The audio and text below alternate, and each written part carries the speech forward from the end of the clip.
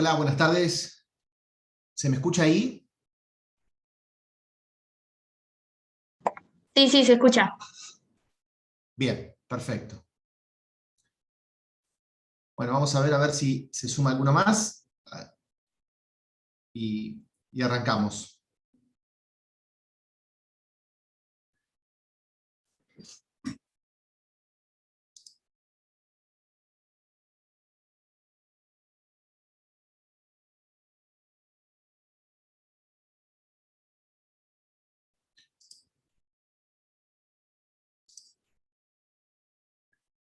Bueno, se sabe... Uy, a ver. ¿Se sabe algo del tema gas? ¿Cómo viene esto? Por lo pronto, tenemos clases presenciales, pero ¿tienen alguna fecha estimativa de que podamos volver a la presencialidad? No.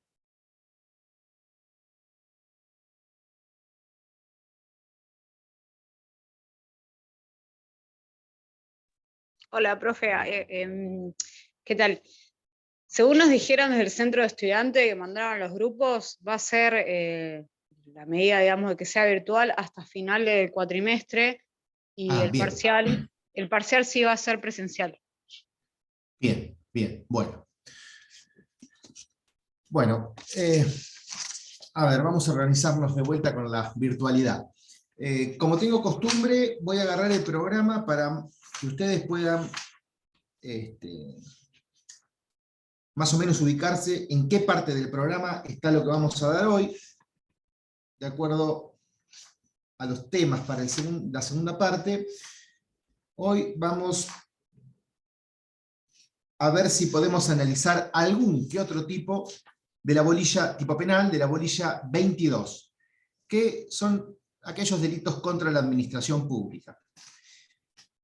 La bolilla 22, ustedes van a ver, cuenta con 5 puntos, es bastante larga. Yo voy a dedicarme hoy a 2 o 3 temas que me parecen no los más importantes de la bolilla, pero sí aquellos que pueden presentar alguna que otra complicación a la hora de interpretarlos. Por lo cual, el resto de los temas, cualquier bibliografía que ustedes tengan a modo de consulta, tratan estos temas, hay en los papers de los portales que ustedes visitan, cosas que los pueden ayudar para poder elaborar la idea que nosotros en algún punto pensamos importante que ustedes puedan recepcionar para lograr conocer los temas y eventualmente, si hay alguna pregunta en el examen, puedan responderla sin ningún tipo de complicación.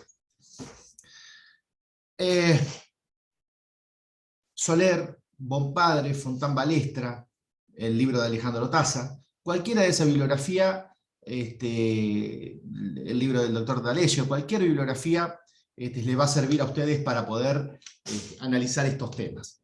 Pero repito, lo que vamos a dar en clase, voy a tratar de ser lo más claro posible, voy a ir lento, cosa que ustedes puedan tratar de copiar, ya que pueden estar más cómodos que por ahí en la facultad, en su casa y demás. Pueden buscar algún refrigerio, mate, lo que sea. No me incomoda para nada, al contrario. Si eso les permite a ustedes estar concentrados y eventualmente si hay alguna duda, alguna inquietud o algo que reforzar, les habilita para hacer preguntas, mejor todavía. Siempre es importante, además de la introducción, de individualizar el tema del programa, que ustedes tengan a mano el Código Penal. Yo lo tengo a mano, siempre lo consulto y espero que ustedes hagan lo mismo. Es más que nada algo actitudinal para que ustedes logren imitar a la hora de sentarse a estudiar. Antes de abrir cualquier otro libro, tienen que abrir el Código Penal. Es muy importante. Los delitos contra la administración pública, van a ver ustedes que está en el título segundo, capítulo primero. Ahí, a partir del artículo 237, el legislador comienza a legislar o a tipificar aquellos comportamientos que entienden son relevantes o tienen la entidad típica para poner en jaque el bien jurídico protegido. Es cierto que el bien jurídico protegido es la administración pública. Aquí no hay ninguna novedad. Lo cierto es que cuando tenemos que definir qué se entiende por administración pública, ahí empezamos a encontrar distintas posiciones, algunas más cerradas, algunas más amplias. Y lo cierto es que muchas, por no decir todas, independientemente de la posición que adopten, están en lo cierto.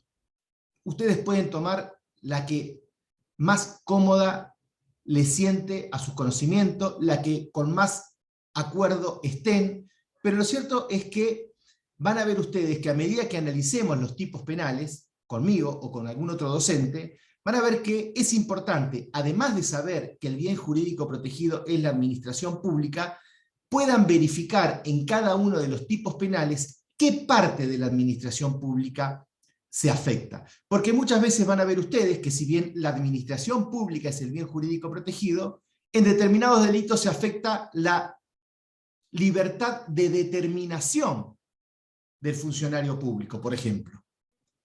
Muchas veces se afecta la libertad de acción del funcionario público. De modo que, independientemente que partimos de un concepto general de que el bien jurídico protegido es la administración pública, vamos a ver, a medida que avancemos en los tipos penales, que podemos empezar a darle sintonía fina a esta administración pública.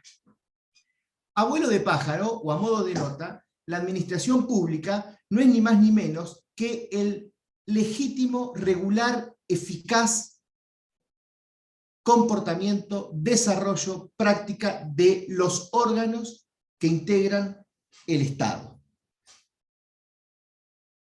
Es un requisito indispensable en el desarrollo del sistema democrático, agrega D'Alessio.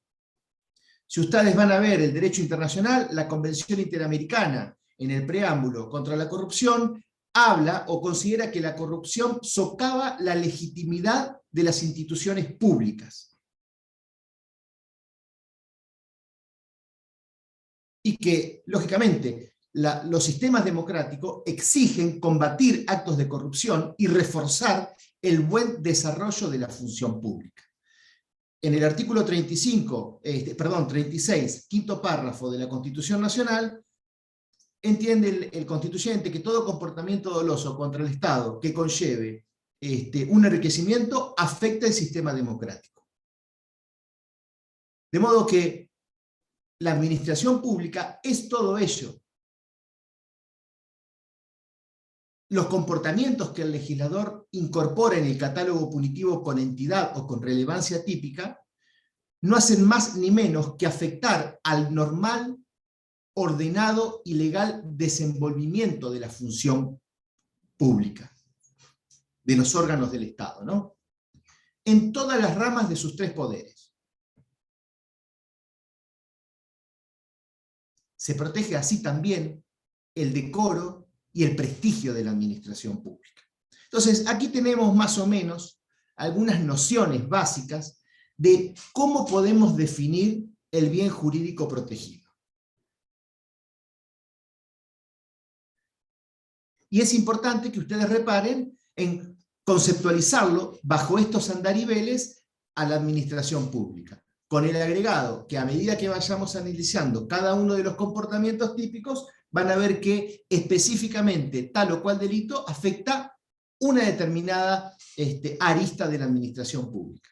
Cuando hablamos de la administración pública y de funcionarios públicos y de desempeño público, no necesariamente me estoy refiriendo a funciones administrativas. Sabemos que el Estado cuenta con tres poderes: poder ejecutivo, legislativo y judicial, y posiblemente en verdad o en rigor de verdad, no solamente el buen desempeño del funcionario público incumbe el desempeño en tareas administrativas, pero también en las tareas que le incumben por la propia función inherente al órgano, es decir, legisladores, jueces, poder ejecutivo.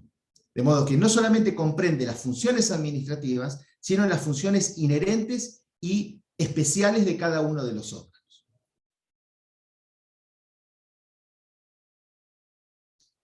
Cuando hablamos de funcionario público, es importante que ustedes tengan presente el artículo 77, en donde, en palabras más, palabras menos, algunos autores consideran al término funcionario público y empleado público como sinónimos, y eso,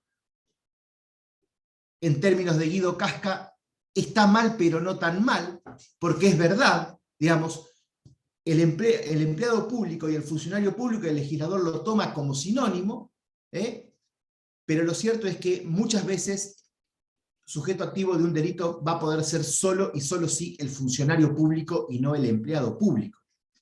Pero lo cierto es que, a modo de nota, ustedes parten del significado o del concepto de funcionario público y empleado público que el legislador en el artículo 77 lo conceptúa. Fíjense, creo que es el cuarto párrafo. Se designa a todo aquel que participe accidental o permanentemente del ejercicio de funciones públicas, sea por elección popular o por nombramiento de la autoridad competente. Puede ser que el funcionario perciba o el empleado perciba una remuneración por ello, o no, que sea ad honorem, pero lo cierto es que sea elegido por elección popular o por una autoridad competente. Y que lleve adelante funciones públicas. ¿Qué quiere decir esto? Que representa al Estado en el ejercicio de sus funciones. De modo que tomamos como punto de partida el artículo 77, en donde nos da la pauta de qué se entiende o qué debe entenderse por funcionario público. Ahora bien, vayamos al artículo 237 del Código Penal. Capítulo 1, atentado y resistencia a la autoridad. Palabras más, palabras menos, el legislador describe una pena y después continúa diciendo que el que empleare intimidación o fuerza contra un funcionario público, aquí ya tenemos funcionario público, artículo 77, o contra la persona que le prestare asistencia a requerimiento de aquel o en virtud de un deber legal para exigirle la ejecución u omisión de un acto propio de sus funciones. Bien. Bien jurídico protegido, administración pública. No voy a repetir lo que dije antes. Ahora, en este caso específico, van a ver ustedes que lo que se afecta, en lo particular, es el normal desenvolvimiento de la administración pública, exige que los funcionarios que le integran puedan actuar con libertad al momento de ejecutar sus decisiones. Ahora bien, si esa libertad al momento de ejecutar sus decisiones se ve conculcada, quebrantada, coaccionada, bueno, estaríamos dentro de lo que es la afectación a la administración pública en términos de determinación. Se afecta la libertad de determinación del funcionario público. Entonces, vamos de más a menos. El bien jurídico protegido es la administración pública. Lo cierto que el atentado y resistencia a la autoridad afecta la libertad del funcionario público al momento de determinarse a hacer tal o cual cosa. Aquí vemos entonces una particularidad, le estamos dando un poco más de sintonía fina a lo que es el bien jurídico protegido en general, que es la administración pública. Se afecta la libertad de determinación del funcionario público o de aquella persona que lo asista, en virtud de un deber legal o que aquel funcionario público lo haya designado. Así lo expresa el legislador en el artículo 237. Entonces, ya tenemos una particularidad del bien jurídico protegido. ¿Cuáles son los sujetos? La estructura típica, digamos, del delito. Sujeto activo puede ser cualquier persona. Es de titularidad indiferenciada. El legislador no describe, no indica en el precepto si el sujeto activo debe tener una cualidad específica o no. Con lo cual, cualquier sujeto puede atentar contra el funcionario público o el auxiliar que le preste asistencia. La persona que le preste asistencia. ¿Quién es el sujeto pasivo? Bueno, necesariamente debe ser un funcionario público en el ejercicio de sus funciones, o la persona que le preste asistencia, conforme la literalidad del texto normativo. Ya sea o por un deber legal o porque aquel funcionario público lo haya designado. De modo que podemos concluir que esa persona que le preste asistencia al funcionario público, en principio puede ser un particular, pero a partir de un deber legal, o a partir de que esa autoridad competente le ha asignado una cualidad específica, se vuelve funcionario público. Puede ser accidental, puede ser una actividad provisoria, por ejemplo, un testigo de actuación. Lo cierto es que el legislador, en cuanto al sujeto pasivo, habla de funcionario público o de aquella persona que lo asista en función de un deber legal o de que el funcionario público lo haya designado. Profe, una pregunta, perdón que le Sí. interrumpa. ¿Testigo de actuación, quién sería?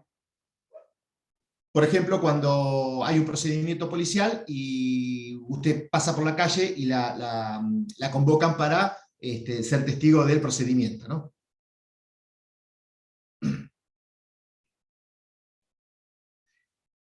Un dato. Si la persona que interviene en favor del funcionario no fue designada por ese funcionario o no está en cumplimiento de un deber legal, no se configura este delito en los términos, digamos, del sujeto que le presta asistencia. No sería sujeto pasivo de este delito. Necesariamente le debe preceder o un deber legal o la designación del funcionario público para que adquiera esa cualidad de sujeto pasivo. ¿Está claro? Bien.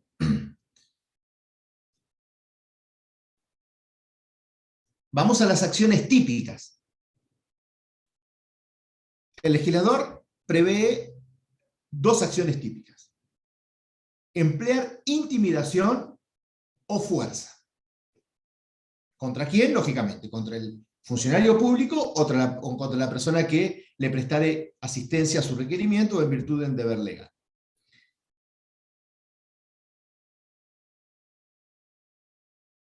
Tenemos que definir qué es la intimidación. Ustedes, en función de otros delitos que hemos analizado, ya conocen más o menos qué se entiende por intimidación.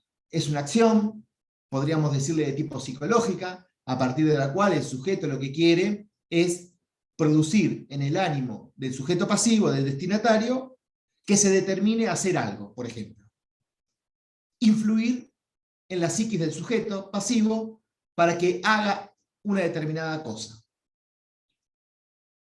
La intimidación entonces puede ser cristalizada a través de infundir un temor, anunciar un mal, una coacción. Es decir, es una coerción moral. Toda acción de carácter psíquico,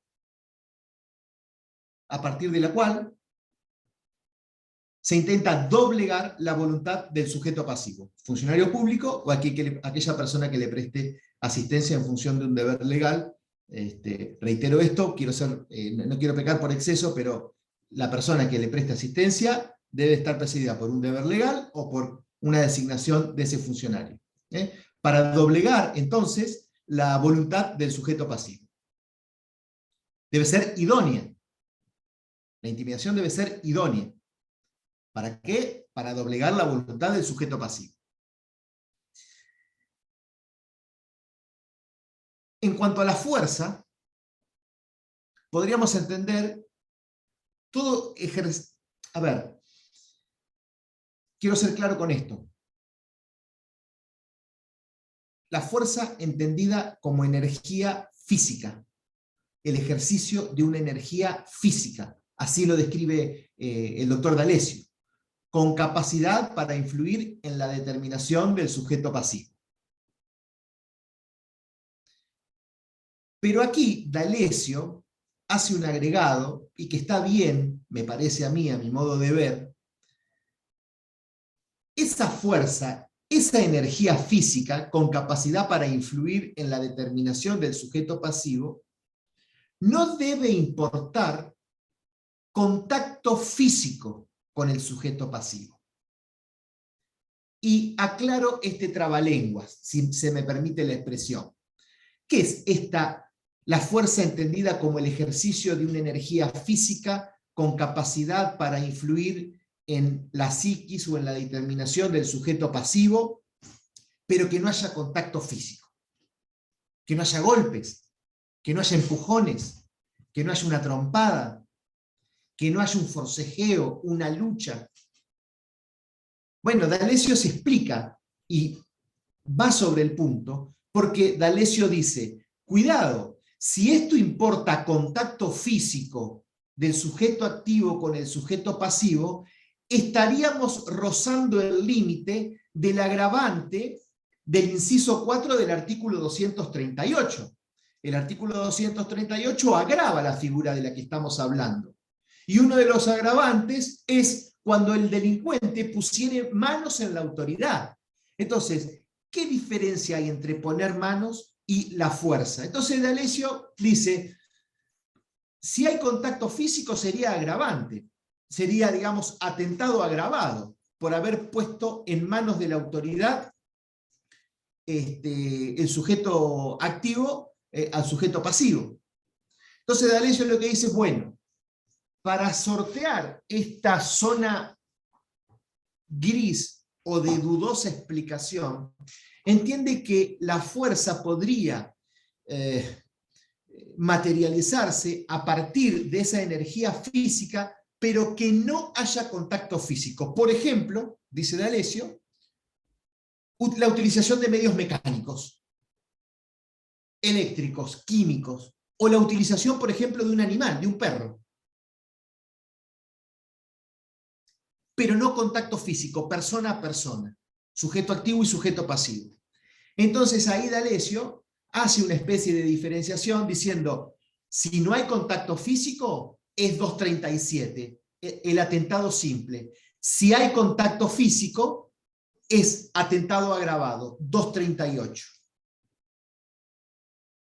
Bompadre no se mete a indagar en esto, más allá de que sí cierra, y lo que dice es, hay que analizarlo desde el punto de vista del bien jurídico protegido. Y lo que dice Bompadre es, si el contacto físico no importó en algún punto un comportamiento más allá de lo ordinario del funcionario público para llevar adelante tal o cual función, es decir, la ejecución del determinado acto, será 237. Ahora, si la fuerza fue de tal magnitud que importó para sortear el atentado un esfuerzo extraordinario de la gente, habrá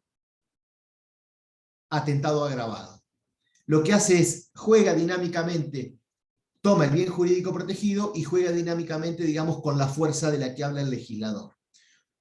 Cualquiera de las cuestiones o de la tesis o microtesis que ustedes tomen, no está mal. Autores de la talla de Bompadre lo explica de esta manera.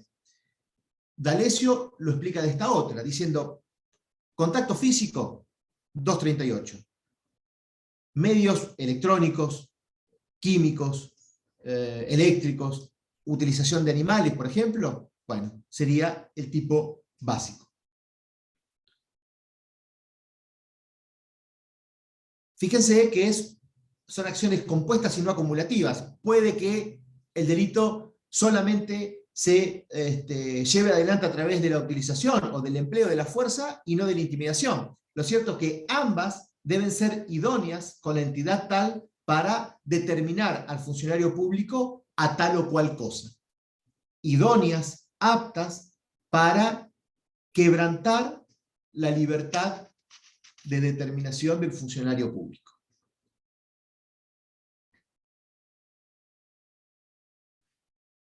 Un dato a modo de nota es que no interesa si lo que el sujeto activo exige al funcionario público, digamos, si es un acto lícito o un acto ilícito. Lo que importa a la hora de analizar es el empleo de la fuerza o la intimidación para quebrantar la libertad de determinación del sujeto. No nos interesa, de momento, si lo que exige el sujeto es un ejercicio lícito o ilícito. El sujeto activo, ¿no? Vamos al tipo subjetivo.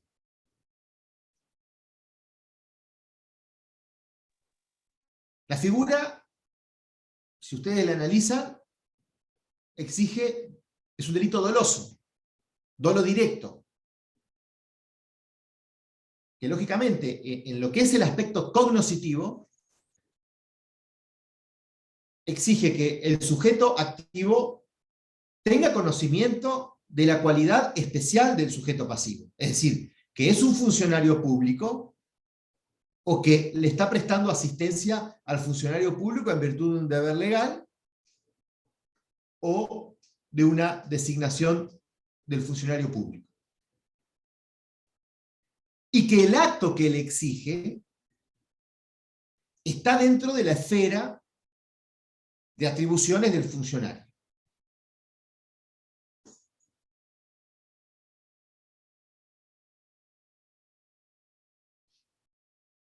Y lógicamente, en lo que llamamos el aspecto volitivo, el autor, el sujeto activo, percibe una finalidad específica. No solamente, digamos, determinarlo a, quebrantarle, digamos, la libertad de determinación, sino que además, a través del empleo de la fuerza o de la intimidación, sino que además, el propósito es que ejecute u omita un acto propio de sus funciones.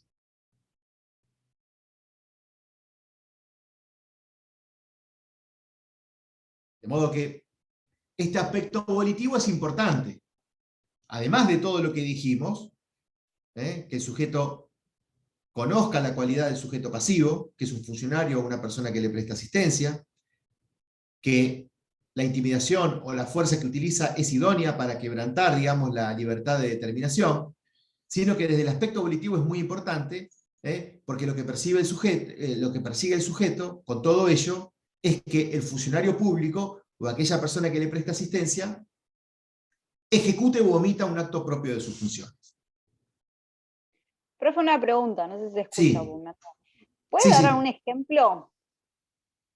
O sea, se me ocurren, pero no sé si estoy pensando bien. Sí, por ejemplo, a ver, a ver, no tengas miedo. Fíjate vos, hacé de cuenta que yo soy un funcionario público, cualquiera, si te gusta, digamos, series policiales, soy un funcionario público, un policía que estoy en el rol, digamos, de policía, estoy haciendo un control de tránsito y vos venís en el auto, pongámosle, saliendo de un bautismo, y yo estoy haciendo una asistencia a quienes están, llegado el momento, haciendo control de alcoholemia. Vos, por ejemplo, venís en el auto, parás en la hilera, y de repente, ¿qué podría pasar para que haya un atentado? Yo soy un funcionario público, y lo que voy a hacer es todo el procedimiento protocolar que incumbe ese operativo. La pregunta tuya está muy buena, porque yo ahora voy a explicar un poquito, a partir de este ejemplo, algo que nos va a servir para ir avanzando.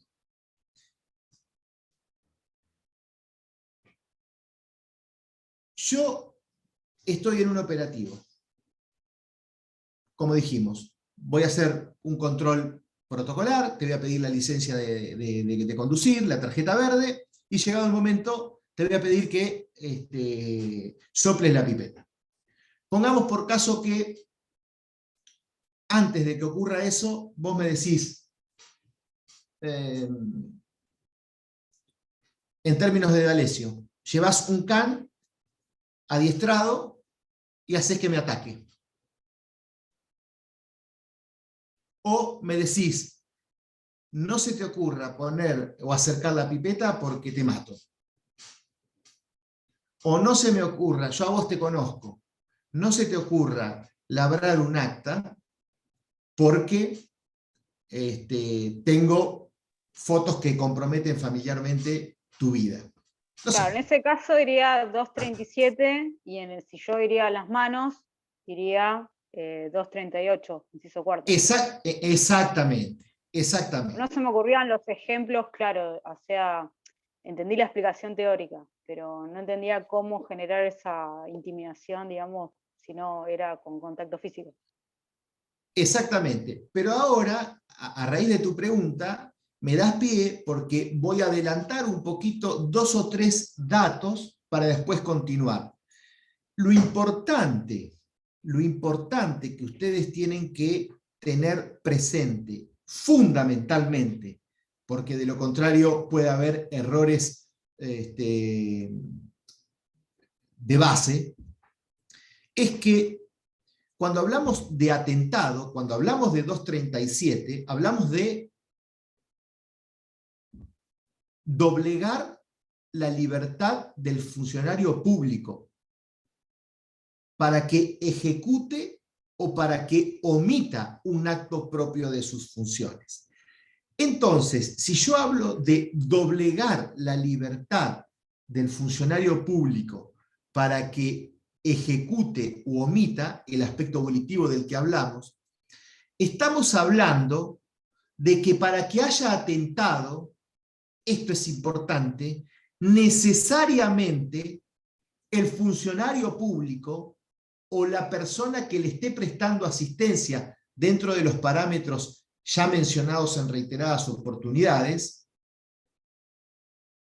no debe haber ya determinado a ejecutar ese acto, o no debe haberse ya, siquiera al menos liminalmente, comenzado un principio de ejecución de ese acto.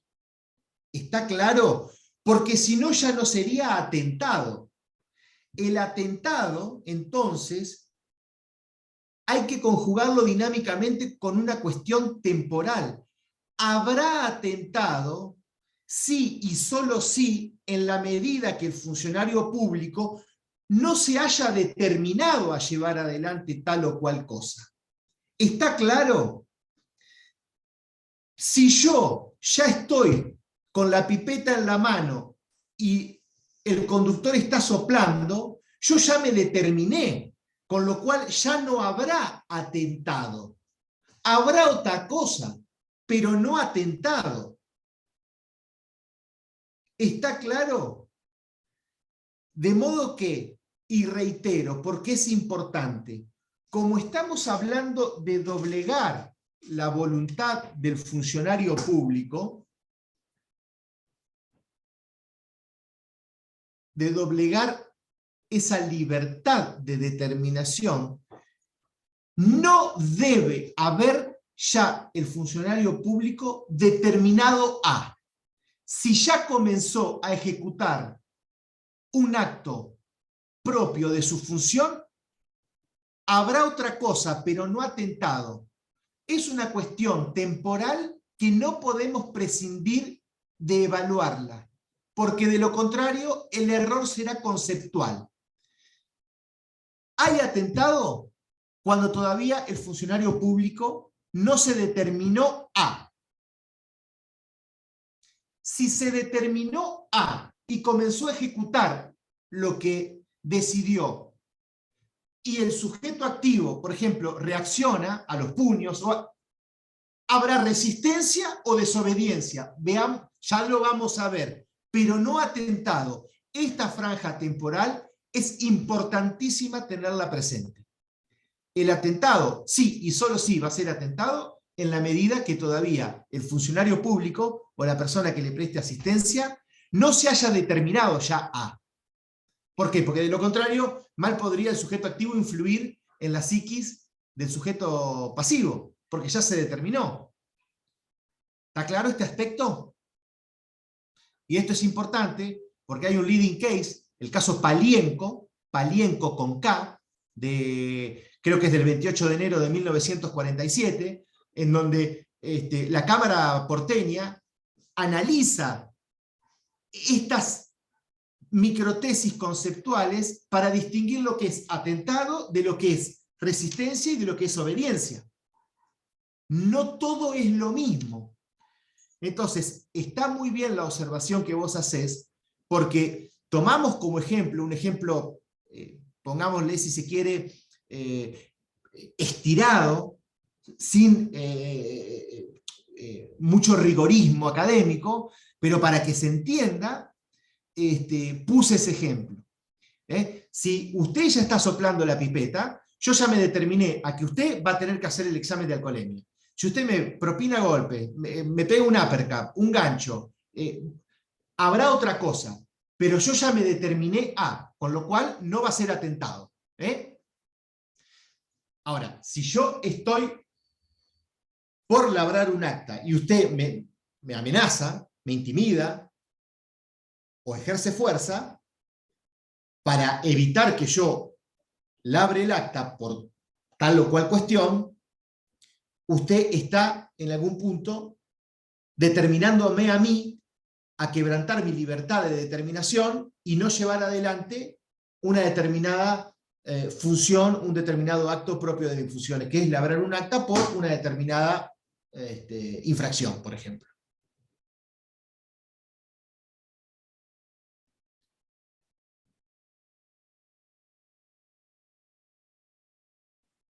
O, por ejemplo, intimidar a un juez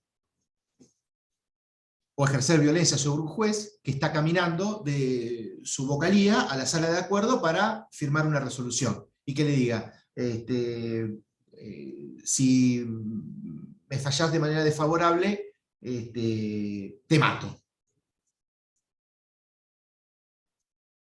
O voy a poner en riesgo tu familia porque conozco y tengo evidencias que comprometen.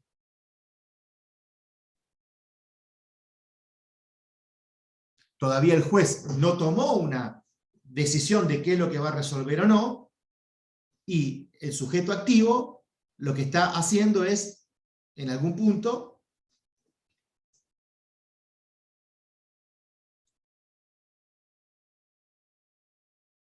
quebrantando, incidiendo en la libertad de determinación o de un secretario, por ejemplo, un secretario de un tribunal que tiene funciones Pero en este fedatarias. caso, por ejemplo, si ya, no sé, hay sentencia y intimida, amenaza a un juez, va a ser otro delito, se va a configurar otro delito. El Sí, mismo claro. ejemplo. Claro. Sí.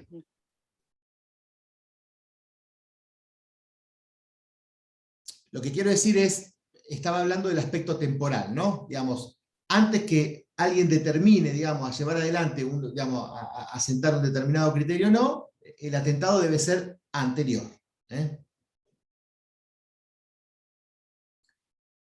Momentos consumativos.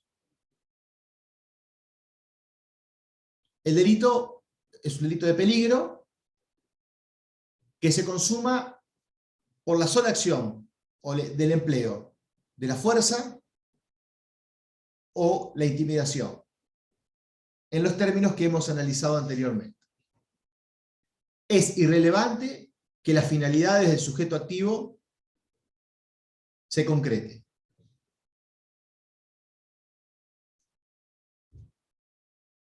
Es decir, que el sujeto activo consiga o no la ejecución u omisión del acto funcionarial. La tentativa, la mayoría de la doctrina coincide en que no sería admisible.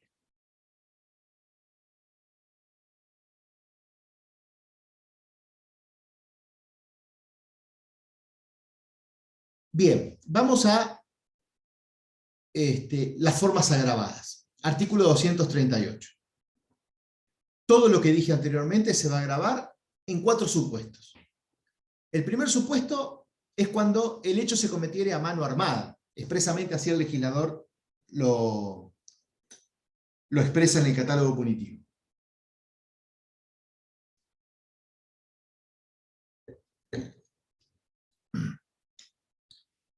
Cuando el legislador describe en el catálogo punitivo mano armada, lo cierto es que la mayoría de la doctrina coincide en que se trata de armas propias o armas impropias, pero lo que adjetiva el agravante es que haga ostentación. Es decir, que la porte, por más que no la utilice, pero lo cierto es que ese instrumento, se valga de ese instrumento para intimidar. Lógicamente, el hecho de que se cometa la intimidación utilizando, por ejemplo, un arma de fuego, lógicamente va a tener mayor entidad, el riesgo y el peligro va a ser mayor que si el sujeto no utiliza armas.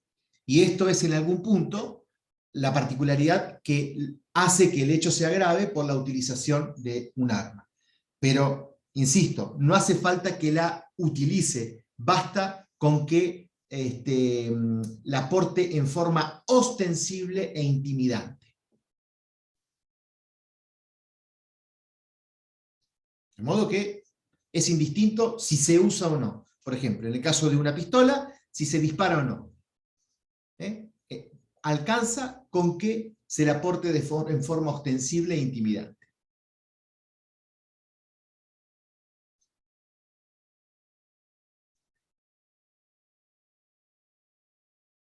Lógicamente, si se causa alguna lesión por el uso del arma, bueno, habrá que analizar la idea de concurso, ¿no? Digamos, si se produce una lesión, concurrirá, digamos, de manera ideal con el delito de lesiones. D'Alessio habla de que concurre con digamos, de manera ideal con el delito de abuso de armas. Bueno, son posturas que ustedes la van a analizar en el caso de que haya trabajos prácticos. No necesariamente esto es sustancial que lo sepan, porque hay algunos que piensan de que puede haber un concurso real, otros un concurso... Bueno, lo cierto es que, a mi modo de ver, coincido con D'Alessio, que si el hecho del atentado ocurre, por ejemplo, una lesión, bueno, el atentado concurrirá idealmente con las lesiones que el sujeto activo haya ocasionado al sujeto pasivo, al funcionario público. El segundo agravante es por la reunión de más de 3 personas, es decir, 4 o más. Tenemos el mínimo, no tenemos el máximo. Aquí lo mismo. El agravamiento, lo mismo que el anterior, atiende al mayor poder intimidante del modo en que se comete el hecho. No es lo mismo cometer la intimidación 1 que más de 3 personas. Lo cierto es que no se requiere que esto sea una asociación ilícita, ni mucho menos, no se requiere que haya una verticalidad, que estén organizados, que haya permanencia, que sea una reunión estable, nada de eso. Sí es cierto que estas más de 3 personas, 4 o más, tengan como propósito atentar contra la autoridad.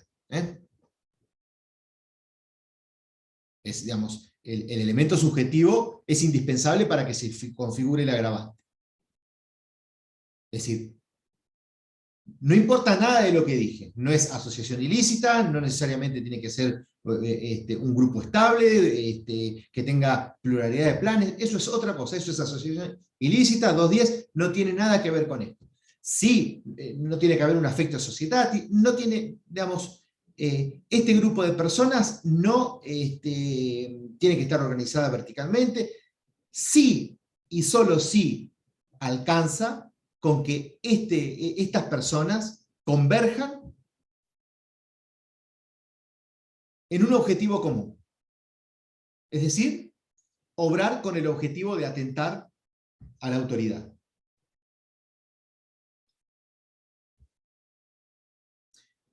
El otro agravante es por la cualidad del sujeto activo, que es que el sujeto activo sea un funcionario público.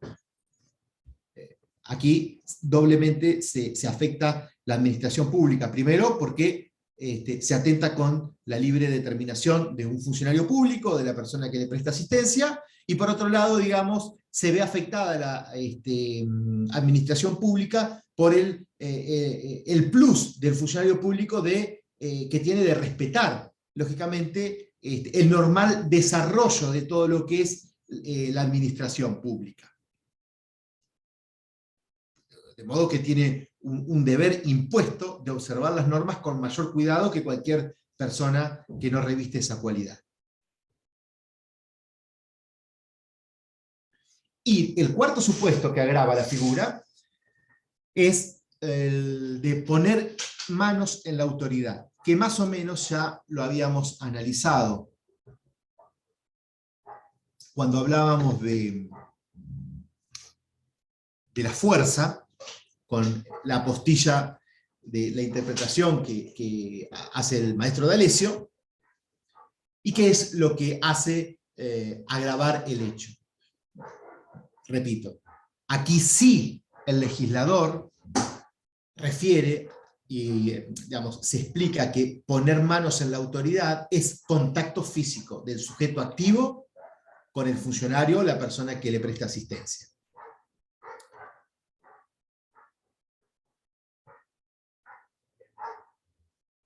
Golpes, empujones, maniatarlo, sujetarlo.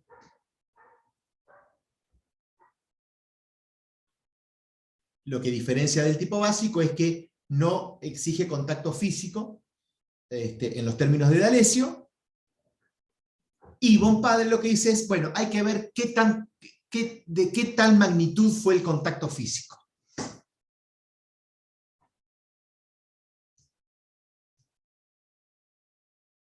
Molinario lo hace más simple y dice, el tema es irresoluble. Siempre que haya contacto físico, es decir, siempre que haya contacto físico, que el sujeto haya puesto manos en la autoridad, será prácticamente un atentado agravado y el tipo penal calificado sería la Beck-Seller o el Beck-Seller, y el tipo penal básico no se daría prácticamente nunca. Es decir, la figura básica quedaría sin contenido. Pero bueno, tenemos las otras interpretaciones.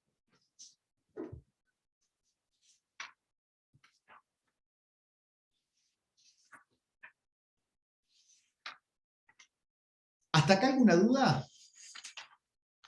Tengan presente entonces el bien jurídico protegido, tengan presente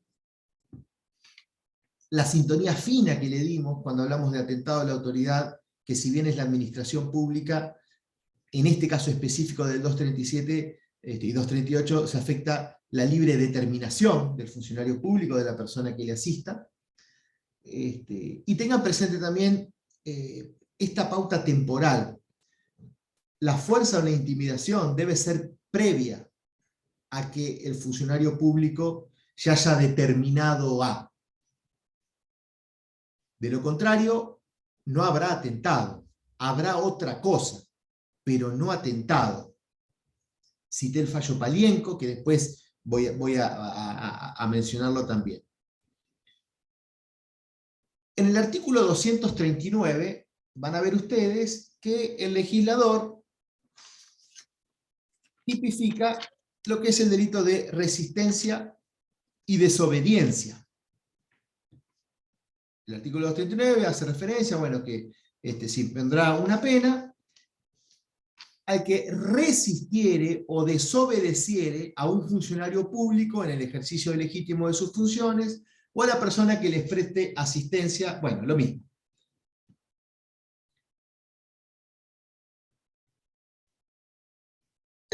No voy a repetir de que debe estar precedido por un deber legal o una designación del funcionario público.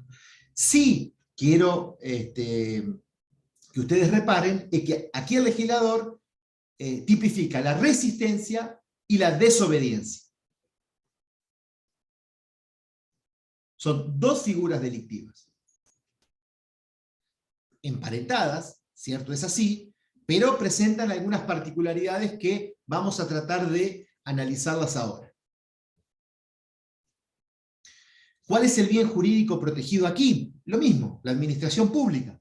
Ahora, ¿le podemos dar una sintonía fina? Sí.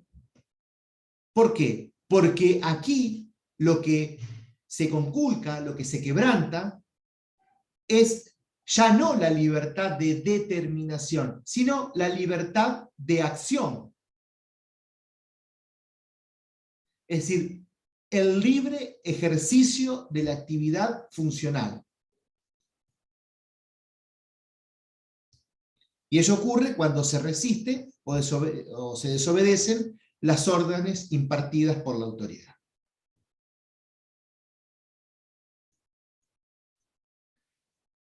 Entonces, vemos que la administración pública es el bien jurídico protegido, pero ya le damos también en este caso una sintonía fina. Veamos, vamos a la resistencia. Sujeto activo. Es, si se quiere, y tómenlo con pinzas a esto, es de titularidad indiferenciada. Pero si dicen eso, tienen que decir que es de titularidad indiferenciada, pero necesariamente el destinatario o el sujeto pasivo debe ser el destinatario del acto funcional del que se trate. Es decir, no cualquier sujeto es el sujeto activo, sino aquel destinatario del acto de que se trate. Por lo tanto, si ustedes entienden de que el sujeto activo es de titularidad indiferenciada, está mal. Puede ser cualquiera, pero en la medida que sea el destinatario del acto funcionarial. ¿Está claro? Si se confunden en esto, estaría mal. Entonces, van a ver ustedes que algunos autores hablan de titularidad indiferenciada, pero a eso le deben agregar que sí, solo sí, el sujeto activo tiene que tratarse del destinatario del acto. Si no, en algo estamos errando.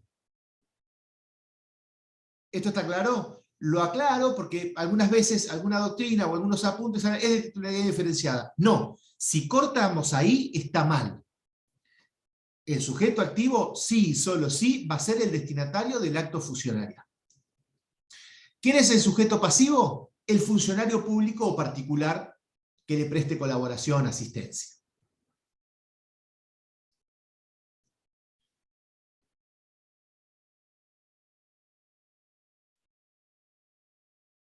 ¿Cuál es la acción típica que prevé el legislador? Es resistir.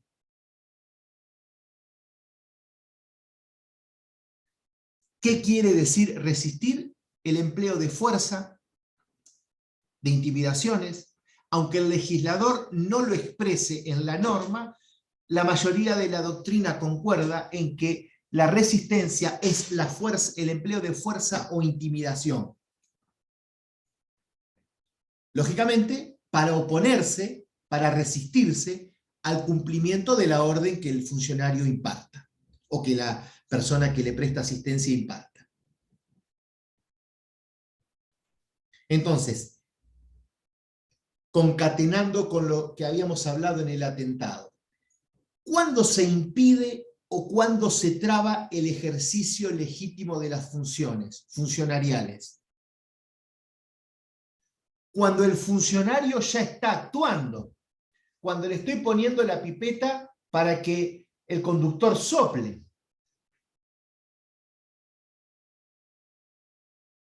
De modo que la resistencia necesariamente exige un principio de ejecución del acto funcionarial.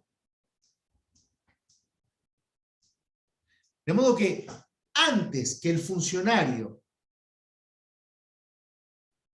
tome una resolución y comience a ejecutar el acto, solo es posible el atentado. Ahora, habiéndose determinado ya y habiendo comenzado al menos de manera preliminar el acto a ejecutarse, habrá resistencia, en la medida que el sujeto lleve adelante un comportamiento empleando fuerza o intimidación. Aquí ven ustedes cómo nos vamos aclarando el panorama, diría Arjona. Vemos que en el atentado todavía el sujeto pasivo no se determinó A. Entonces, el sujeto activo quiere quebrantar la libertad de determinación. En la resistencia, el sujeto, el funcionario, ya se determinó A y comenzó A. Y ahí es donde el sujeto activo se resiste a ese acto. La cuestión temporal aquí también es importante. ¿Está claro? Y aquí vemos ya una diferencia liminar y un poquito más clara entre lo que es el atentado y la resistencia. Lógicamente que la oposición, la resistencia, lo que se pretende impedir debe ser un acto de competencia material y territorial del sujeto pasivo, ¿no? Que sea legal y no abusivo. Se podría entender de que la figura no se daría en el caso de que el funcionario público lleve adelante una determinada práctica ejerciendo abusivamente de su cargo. Entonces ahí la resistencia no estaría, digamos, enmarcada, digamos, que oponga el sujeto víctima del funcionario dentro del 239, ¿no? Por eso digo que la oposición debe ser a un acto de competencia territorial y material del funcionario público. Es decir, que el acto sea legal y no abusivo. Si es ilegal y abusivo, la resistencia caerá en saco roto dentro de los términos que estamos analizándolo.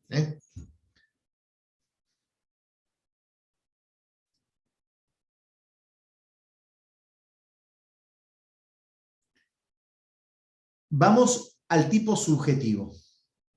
Es un delito doloso. Dolo directo.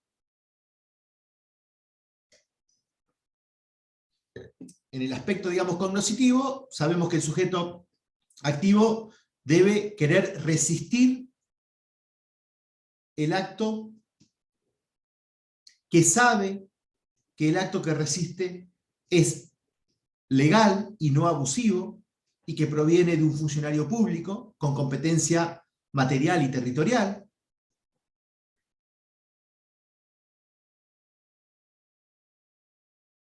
Y en el aspecto volitivo, obra con la finalidad de impedir, de resistir, de obstruir, obstaculizar la ejecución de un acto funcionarial. De modo que concluimos que la mayoría de la doctrina considera que es un delito doloso de dolo directo.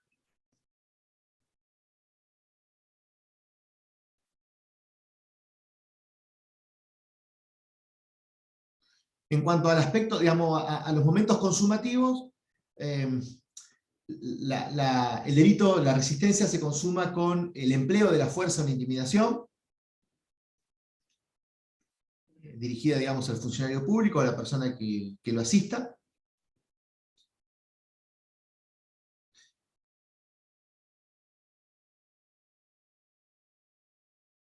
Independientemente de cómo termine el partido, se consuma con la intimidación o la fuerza para resistir, con lo cual la tentativa parecería inadmisible.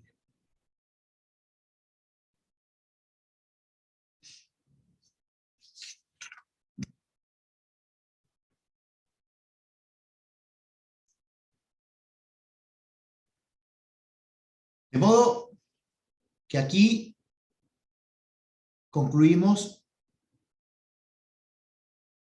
el punto de resistencia. Reparen en lo que hemos hablado, pero mayormente en la cuestión temporal. Solo y solo sí habrá resistencia en la medida que ya el funcionario público se haya determinado y comenzado a ejecutar el acto. ¿Está claro? Y lógicamente se emplee la fuerza o la intimidación. De modo que ahí sí habrá resistencia, porque ya hay una resolución, hay una determinación, y la libertad de determinación ya ocurrió, ya quedó en el pasado, y lo que va el sujeto activo a atentar es a la administración pública, y en la sintonía fina es en la libre acción, en la libertad de ejecutar ese acto del sujeto pasivo, del funcionario público. Entonces, reparen en este punto, porque manejar estos conceptos les va a permitir a ustedes distinguir lo que es atentado de lo que es resistencia.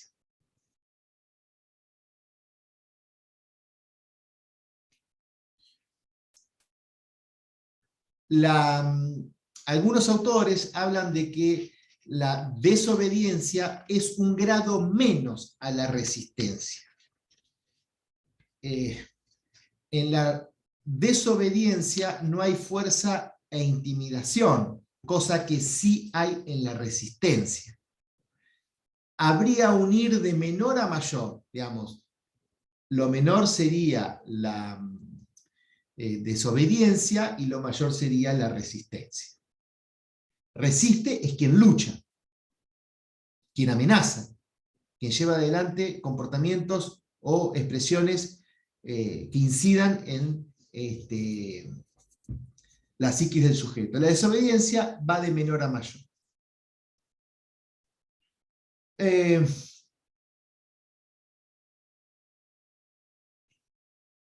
Es importante, acá estoy viendo el programa, yo lo cité, el fallo, acá lo describen, el fallo Palienco, insisto con esto, el plenario Palienco de 1947, de 28 de enero de 1947. Es un fallo de la Cámara de la Cámara de Crimen, de la Cámara porteña. Ahí en el plenario de la Cámara de Crimen en Palienco, con K, se sostuvo, y esto es importante, digamos, tómenlo, voy a ir despacio, tómenlo por si llegado el momento se les pregunta en el examen. Quiero tratar de ser breve para que no tengan que leer el fallo y demás, o lo pueden, digamos, sacar de la jurisprudencia, pero mayormente todo lo que le comenté es lo que dice el fallo, pero vamos a hacer una síntesis. En el plenario Palienco, la Cámara porteña sostuvo que comete atentado quien por los medios descriptos en el artículo 237 se impone, es decir, exige al funcionario para que haga o se abstenga de hacer un acto propio de su función, que no había sido dispuesto voluntariamente ni comenzado por aquel, digamos, por el funcionario. Hace referencia a criterio temporal. El criterio temporal surgido del plenario, en el que coincide la mayoría de la doctrina y luego la jurisprudencia se ha hecho eco de esto, ¿no?, indica que el atentado solo es posible antes de la ejecución del acto llevado adelante por el funcionario. Durante su realización, solo será posible la resistencia.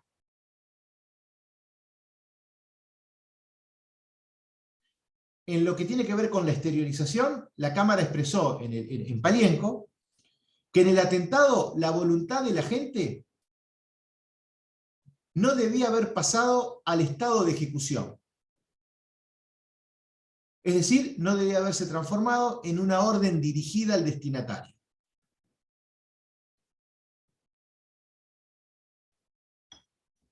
Esto lo replicó a partir de ahí toda la jurisprudencia, la mayoría de la jurisprudencia.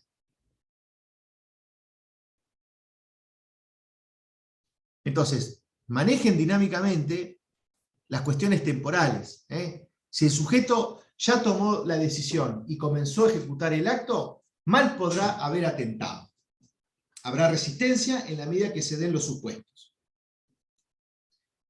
Si el sujeto, el funcionario público, todavía no se determinó y a través del empleo de fuerza o intimidación, el sujeto activo persuade, quebranta o incide psicológicamente en la libertad de determinación, bueno, habrá atentado. ¿Por qué? Porque todavía no hubo una determinación.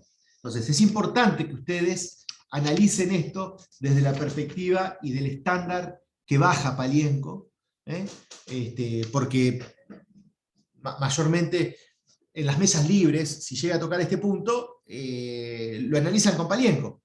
Digamos, Palienco es lo que les da la pauta para poder interpretar este punto. Vamos a la desobediencia, y no los quiero aburrir más, capaz que con esto terminamos, así pueden terminar el día, no sé si terminarán el día. En cuanto a la desobediencia, es otro comportamiento que contempla el 239. Vamos al tipo objetivo, digamos, el sujeto activo solo puede ser el destinatario de la orden, lo mismo que el anterior. Digamos, si leen algún autor o algún apunte que expresa que es de titularidad indiferenciada, cuidado. Digamos, solo puede ser destinatario el sujeto destinatario de la orden. Puede ser cualquier persona, pero que sea el destinatario de la orden.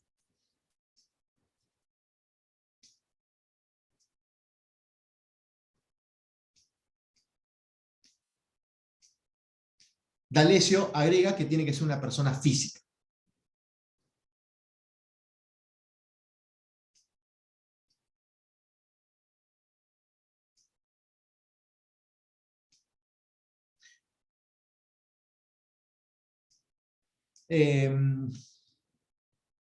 Sujeto pasivo, funcionario. O el particular que asista al funcionario, precedido por el deber legal o por la designación de aquel. La desobediencia es un tipo omisivo. D'Alessio habla de un tipo omisivo impropio.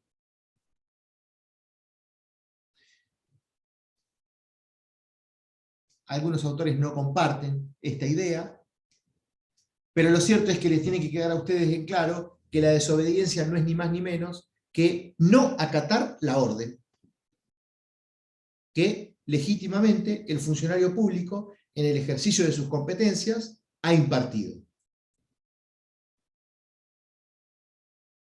El funcionario público o la persona que lo asista en los términos ya predichos. La orden puede ser verbal, escrita,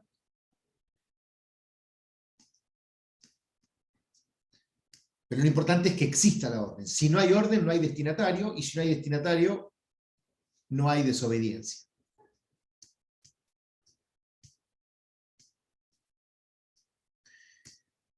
Y lógicamente, la mayoría de los autores agregan que la desobediencia será, digamos, tendrá relevancia típica en la medida que el sujeto destinatario de la orden estuvo en posibilidad de realizar la conducta.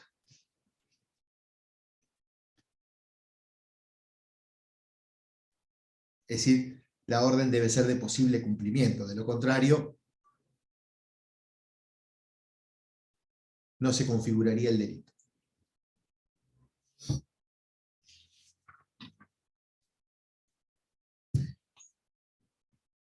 En cuanto al tipo subjetivo, reitero lo dicho para la resistencia. Es un delito doloso, de lo directo. En cuanto al nivel, digamos, cognoscitivo, el sujeto debe saber que desobedece una orden impartida por un funcionario público o de aquella persona que lo asista, que está, digamos, que es legítima, impartida dentro de las competencias territoriales y materiales. Y el elemento volitivo tiene que ver con esa finalidad de no acatar la orden que se le imparte. En cuanto a los momentos consumativos, es un delito de pura actividad y se consuma con el acto material a partir del cual, digamos, se exterioriza la desobediencia.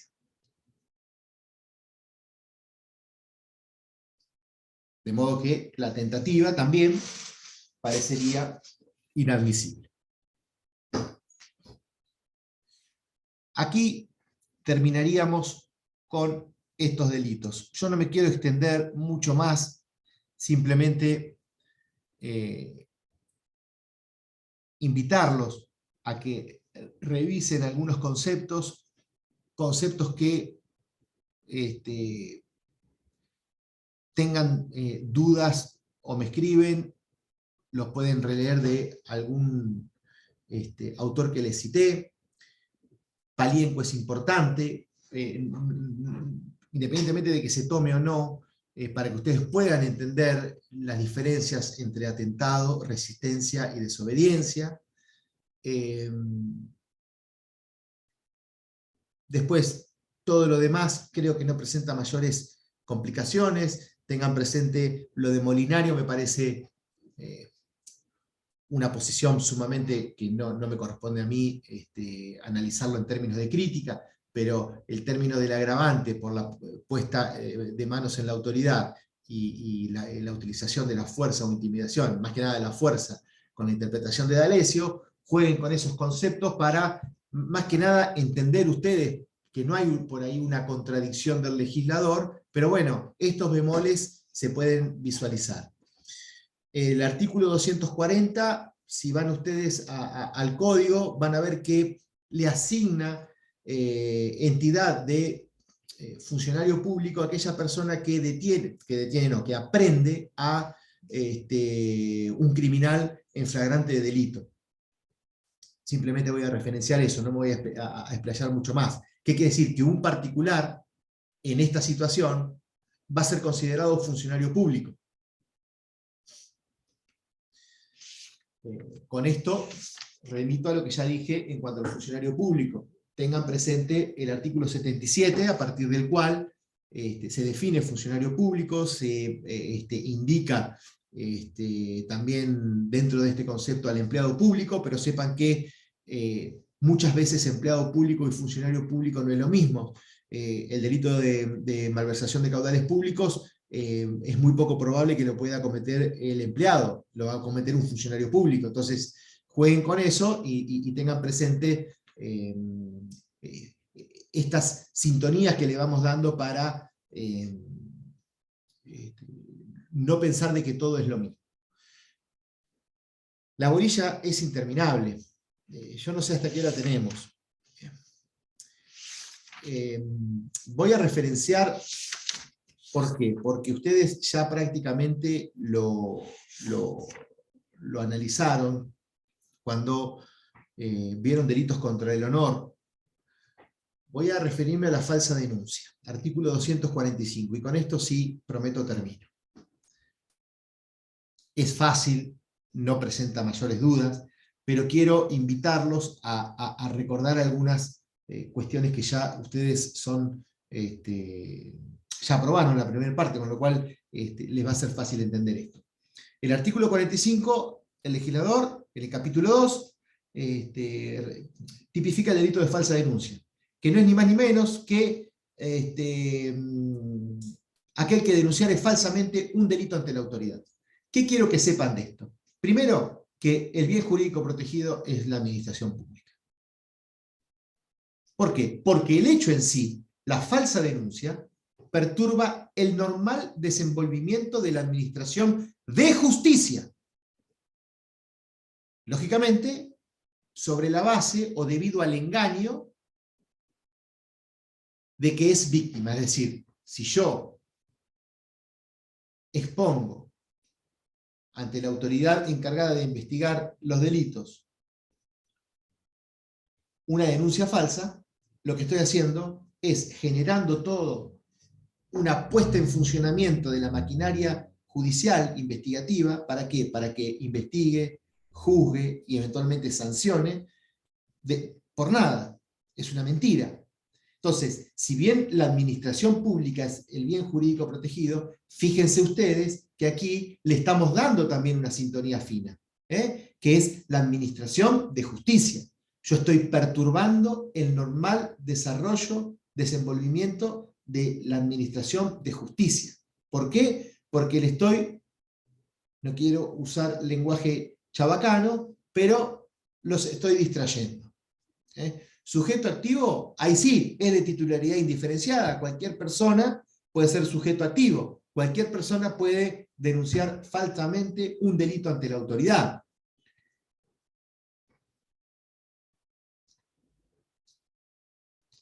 Sujeto pasivo se entiende que no es una autoridad específica, es la autoridad judicial encargada de investigar la comisión de delitos. Es decir, la administración pública.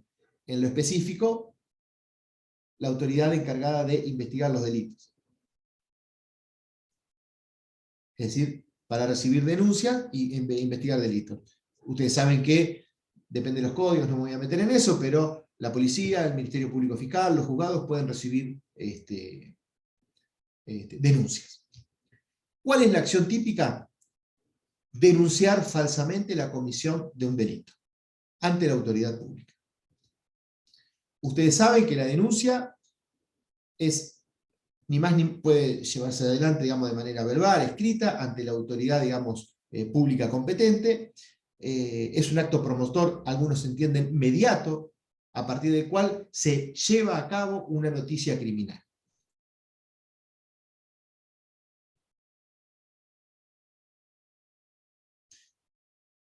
Mínimamente, independientemente que puede ser informal, de manera verbal o escrita, debe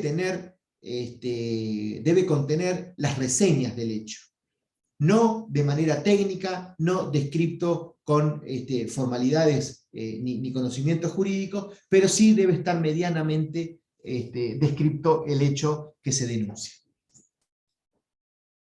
Deben estar mayormente y esencialmente las circunstancias de modo, tiempo y lugar en el que se llevó adelante el hecho que se denuncia. Ahora bien, punto importante.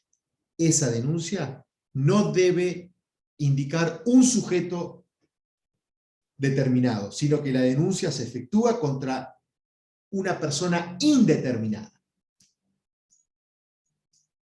Y aquí viene a coalición lo que vimos, o lo que vieron con otros profesores en el artículo 109, cuando estudiaron los delitos contra el honor. ¿Por qué? Porque habrán visto ustedes que no es lo mismo la falsa denuncia que la calumnia.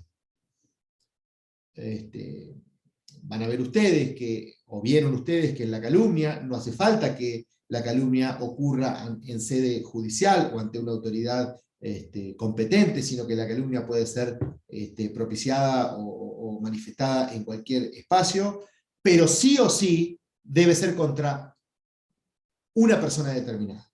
Es decir, la imputación falsa de un delito, todas las singularidades, aun cuando no haya un formalismo, un rigor formal desde el punto de vista del encuadre legal, pero sí necesariamente deben estar descritas las singularidades, pero fundamental a una persona determinada. Aquí en la falsa denuncia no. Una diferencia. La otra diferencia que podemos ver con la calumnia es que el bien jurídico protegido en la calumnia es el honor. Mientras que aquí el bien jurídico protegido es la administración pública, en el entendimiento del normal desarrollo de la administración de justicia.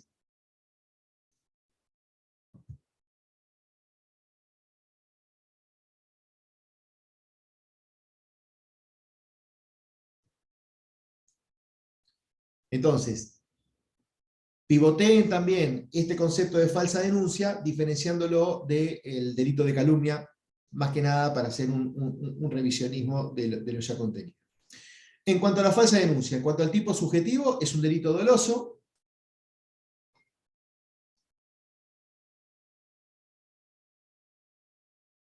Es decir, el sujeto sabe que denuncia ante una autoridad competente, pública, que investiga, que tiene como apto para, o con aptitud para recepcionar denuncias, que sabe que el hecho es falso,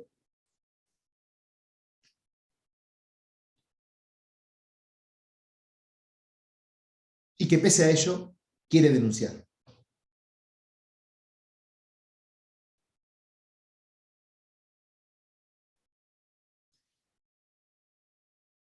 El error de tipo elimina el dolo, es decir, si yo digo que yo vivo en el piso cuarto, por ejemplo, y digo que me arrojaron una maceta los de arriba.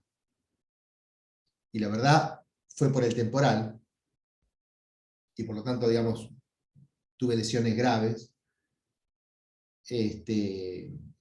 Habrá un error de tipo, con lo cual no se daría el tipo subjetivo.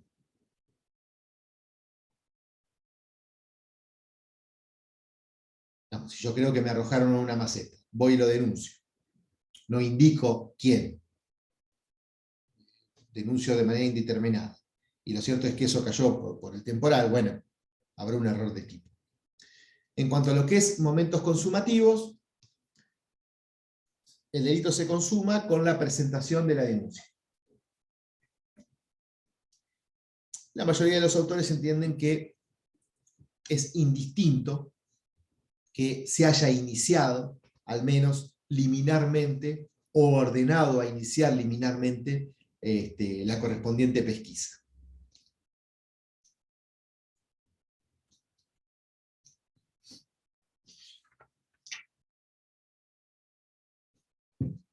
Con esto, ahí sí, no los quiero aburrir más.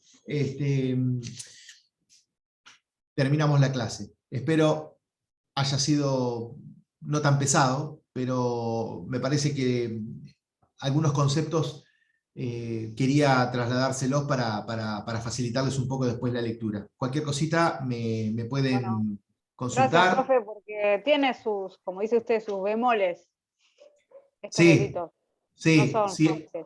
si hay dudas... Una vez que lo entendés, vas a entender la lógica, pero yo lo había leído y me habían quedado muchas dudas, la verdad. Sí, tienen, primero lo importante es darle sintonía fina al bien jurídico, digamos, porque, digamos, vuelvo a lo de Guido Casca, está mal, pero está bien, pero no tan bien, digamos, decir administración pública. Tenemos que conceptuarlo, tenemos que ubicar qué quiere decir administración pública, pero después en cada uno de los comportamientos ir y darle la sintonía fina. Y ahí sí, 10. ¿Se entiende? Después, si decimos que hacemos una lectura rápido, probablemente digamos que atentado, resistencia y desobediencia es lo mismo. Y tal vez no. O por ahí decimos que el atentado sí notamos la diferencia, porque para atentar no tiene que haberse construido una decisión y haya comenzado, digamos, un principio de ejecución. Por ahí lo sacamos de perilla o por lógica. Pero decimos, la obediencia o la desobediencia y la resistencia es lo mismo. No, cuidado. Algunos hablan de que va de grado en grado, la desobediencia es el grado menor, la resistencia es el empleo de fuerza e intimidación. La desobediencia es simplemente omitir, negarse a tal o cual cosa. Si hay fuerza e intimidación, tal vez haya resistencia. Bueno, hay que empezar a jugar con esos conceptos. La cuestión temporal es muy importante y Palienko nos da luz a lo que aún nos persista en términos de duda. Si no, me vuelven a consultar, a disposición, ya conocen mi mail, y nos vemos la próxima clase cuando me asignen. Chao, nos Chau, vemos. profe. Chao, chao. Muchas gracias, hasta luego.